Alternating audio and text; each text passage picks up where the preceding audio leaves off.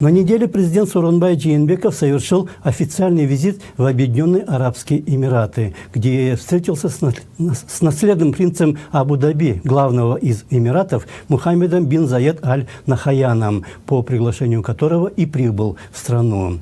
Кыргызский президент и принц обсудили вопросы двустороннего сотрудничества.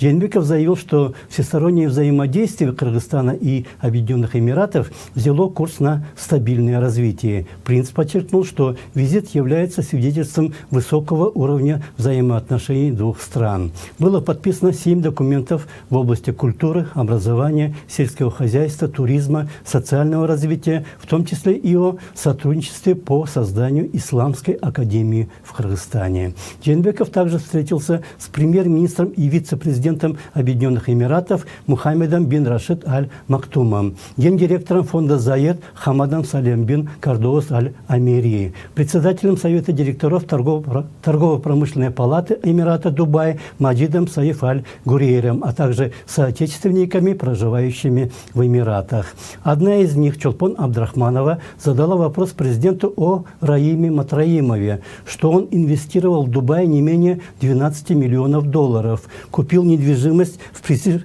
престижном районе Джеби-А-Бич. Но как чиновник, живущий на зарплату, может покупать дома за 12 миллионов долларов? Жээнбеков ответил, что по этому вопросу сейчас работает специальная группа. Мы не можем верить только словам. Если есть конкретные факты, передайте их в органы, помогите расследованию. Каждый должен отвечать перед законом за свои слова или поступки. Я должен быть арбитром. Есть суд, есть органы. Это дело будет доведено до конца, но нужно время. Потерпите немного. Мы просим предоставить доказательства, бумаги, документы.